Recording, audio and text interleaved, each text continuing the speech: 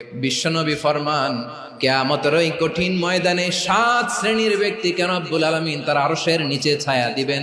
তার মধ্যে প্রথম শ্রেণীর ব্যক্তি হলো ইমামুন আদিল, যে ইনসাফের সাথে বিচার করে, যে জাস্টিস সমাজে সার্ভ করে, যে সুশাসন নিশ্চিত করে, ওই ইমামুন আদিল। আদিল শব্দটা বুঝছেন না? ইন্নাল্লাহা ইয়া'মুরু বিল আদল, পাইছেন?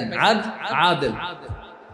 7 শ্রেণীর ব্যক্তিকে আল্লাহ তাআলা সুশীতল আরশের নিচে ছায়া দিবেন, যেদিন তার দেয়া ছায়া ছাড়া কোনো ছায়া থাকবে না।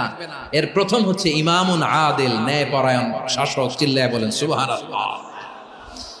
আবার বিশ্বনবী বললেন, ইন্নাল মুকসিতিনা ইনদাল্লাহি আলা মানাবির মিন নূর আন ইয়ামিনির রহমান। কিয়ামতের দিন যারা ন্যায় পরায়ণ হিসেবে আল্লাহর সামনে দাঁড়াবে, কিয়ামতের দিন রব্বুল আলামিন তার আরশের ডান দিকে ওই ন্যায় পরায়ণ লোকদের জন্য আরশ